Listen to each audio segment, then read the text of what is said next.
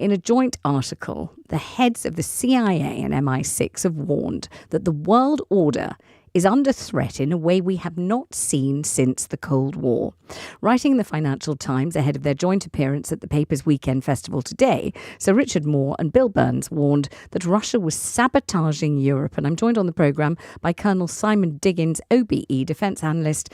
Thank you very much indeed, Simon, for joining me. I mean, obviously this is alarming to the max. How alarming is the threat, and how right are they in alerting us to it?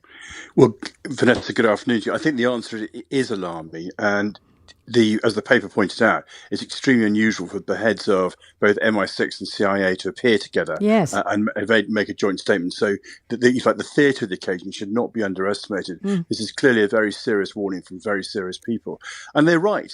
The result of not just the threat we're seeing from Putin in Russia, and both the CIA and MI6 highlighted as well what they call the reckless sabotage orchestrated by Russia across Europe.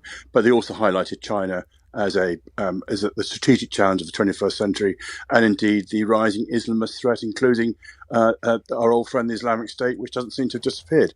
So it was a very thorough but very alarming report by them, but I think we should take it extremely seriously. Yes, well, it is so alarming. Honestly, it sends quite justifiable, shivers down the spines of anybody who can take time to think about it seriously, because contemplating it is almost unconscionable. The question, though, I suppose, is what we as a country are supposed to do about it, or indeed what the West is supposed to do about it.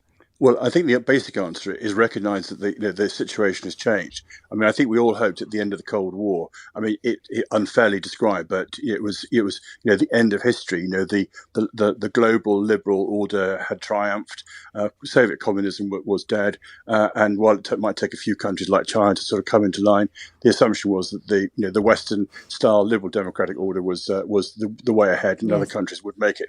That's completely fallen apart, and so we need to recognise we're not just in a sort of bipolar world. That's gone. I don't even think we're in a kind of multipolar world. We're in a world of a myriad of different threats, and people who are our friends for one thing, and let's not forget we have a massive trade deals with China are also strategic challenges.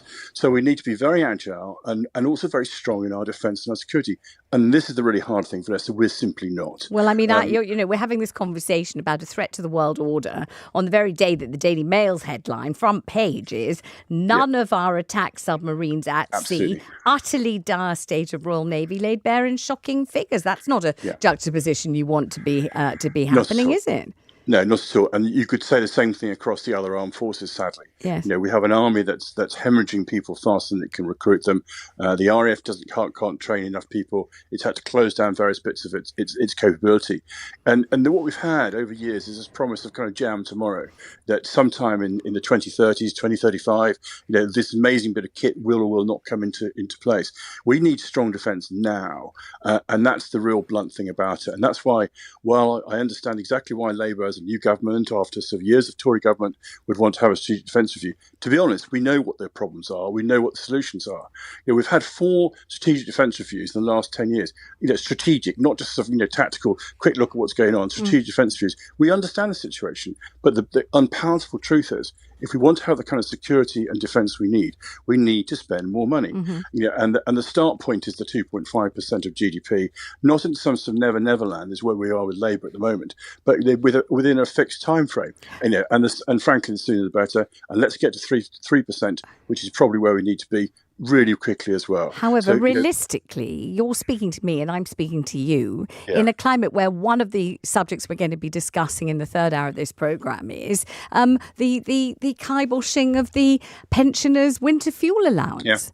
And so many people have felt this was, a paltry sum that makes an enormous difference to a vulnerable sector of our society. And yet somehow or other a Labour government has deemed that the right area to start cost cutting while awarding pay increases to those in the public sector. But what I'm saying is, with this level of kind of cheese pairing, this level of, cutting down the minutiae, you can't realistically expect an investment in defence, can you? How can you possibly, particularly when we're talking about, our rivers and seas being pumped full of sewage? Lots of people saying the right thing to do is for the government, of course, to nationalise all the different water companies, and the immediate response, well, they won't, because it's much too expensive. So if clean water's too expensive, if warm pensioners are too expensive, how is anybody going to think, okay, and give a tick to investing in defence in the way that you think should happen?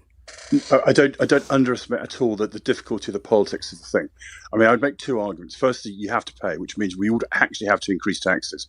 But the point is, you could say is, actually, it's recognise what the threat is. And we then ask ourselves the question then is, well, what happens if we don't pay? What happens if we don't look after our security? And then we start to see where the consequences are. We see it in increase in terms of sabotage. We've seen warehouse attacks in East London. We've seen endless cyber attacks by Russia.